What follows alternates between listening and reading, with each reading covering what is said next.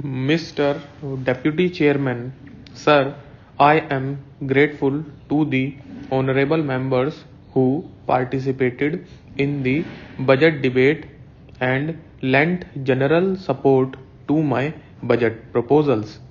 I am all the more grateful to the honorable members who took a critical attitude on the budget because I do realize we are faced with a complex and very difficult situation. There are no straight answers to many of the questions. There are no simple solutions. Therefore, I do realize that there would be alternative approaches to this situation, and therefore, when honorable members made points which were not in conformity with the budget, it is not as if they had no relevance at all or no validity at all, but I can assure the honorable members that it is not just without any discussion whatsoever or detailed study whatsoever that I have formulated the budget. I have had as much wide discussion as possible, very detailed examination of the various problems, and on that basis I have made judgment and formulated the budget. I do not claim infallibility with regard to my judgment. Therefore, particularly in a situation of this sort, the other points of view are more important than the points of view which are in conformity with the budget. I would assure the honorable members that I shall certainly examine many of the points that have been made, and if there are any deficiencies and distortions, it would be my endeavor to correct them as we go along. Having said that, I would like to say that there was consensus, particularly with regard to the priorities which we have got to observe in tackling this problem. Almost all honorable members emphasized this aspect of inflation because if the price increase should go on in the same manner as it has been going on during the last 2 years, it would be an end of all our planning process, and it would create very many distortions in the economy as a whole, because it is in the inflationary situation that the income distribution also gets distorted.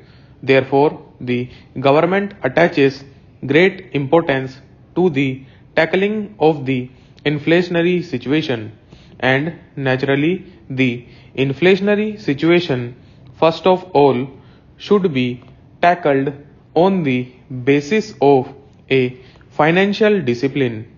That financial discipline has to be observed in 3 sectors, if I may say so. One is public spending or public consumption, where the central government, the state governments, and the various institutions which are attached to these governments are concerned.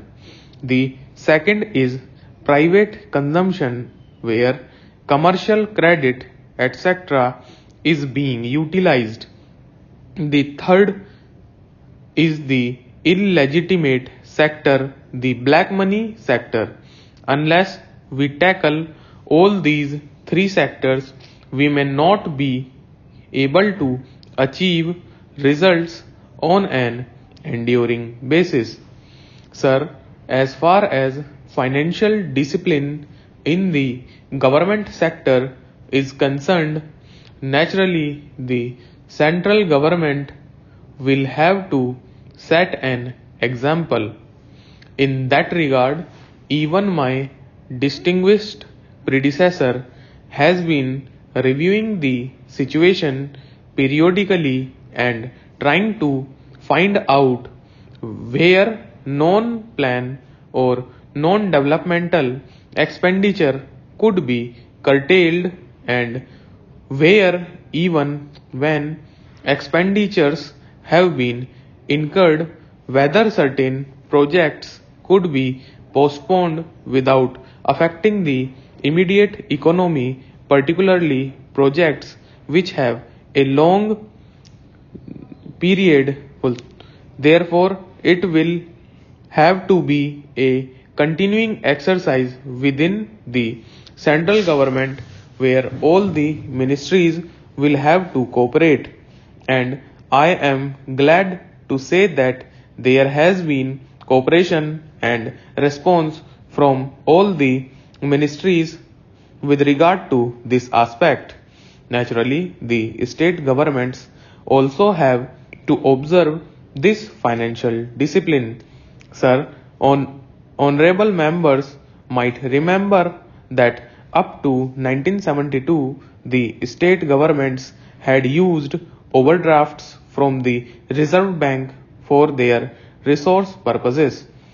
And after a certain time, it looked as if there were competition among the states with regard to overdrafts from the Reserve Bank, and this was leading to a very delicate and embarrassing situation.